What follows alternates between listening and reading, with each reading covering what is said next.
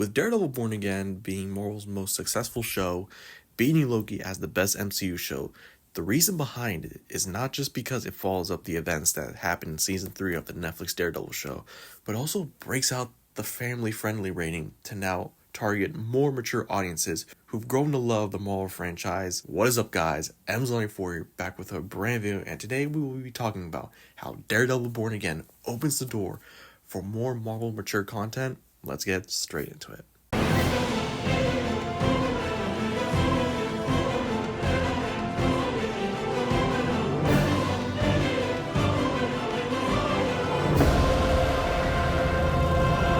Marvel Studios has always kept the traditional PG-13 rating throughout the years, but many fans have been dying to see more R-rated films or mature TV shows since most of the fan base have become older and want to see dark characters like Daredevil, Punisher, Blade, and also the Midnight Suns be adapted into live action, but having the same dark and gritty tone like in the comics, and not get that bright and shiny look to them. It wasn't until Deadpool and Wolverine was announced that Marvel would break the PG-13 cycle and have the film be the first R-rated Marvel film in the MCU. This left fans having more faith in Marvel moving the franchise in a different direction, a direction where the franchise can be for everyone. It wasn't until Kevin Feige said during a press tour for Deadpool and Wolverine that more R-rated films would be on the table, which then leads us to Daredevil Born Again. Back in SDCC of 2021, Daredevil Born Again was announced with Charlie Cox set to return as Matt Murdock, and many fans completely lost their minds.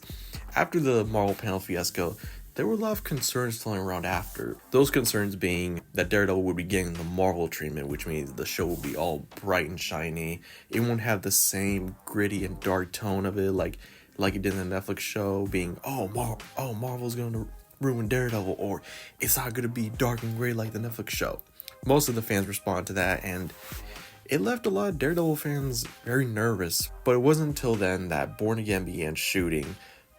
But after principal photography, Kevin Feige saw the footage at a test screening and he was not pleased at all. The production would start from scratch, and Feige had now fired all the writers working on the project and hired new ones.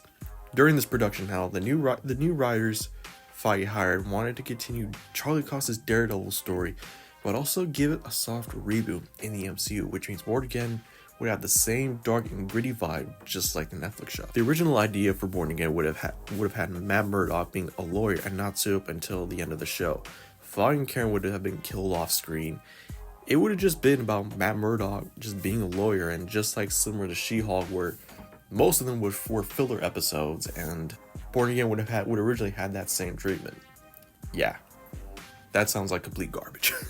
The show would be delayed and shooting would start all over again. By the time a trailer would be shown at many conventions up until it was released online, Feige confirmed that Marvel would be going in a different direction and start exploring more dark characters in the Marvel universe and have them get the same treatment as Daredevil. Now that the show premiered 2 weeks ago, it's now the best Marvel show, beating Loki, and fans call it something Marvel needs to do down the line. Born Again has a lot of violent moments, and I know there are more to come in this show, with even Charlie Cox saying that Born Again is more violent than the Netflix show. From what I've seen, like the most recent episode with the Punisher, you could just tell the writing and just the fight choreography is just so well done from Marvel. I'm really glad that Marvel is now going into focusing on quality over quantity, and now they're just taking their time with these shows and also including the movies.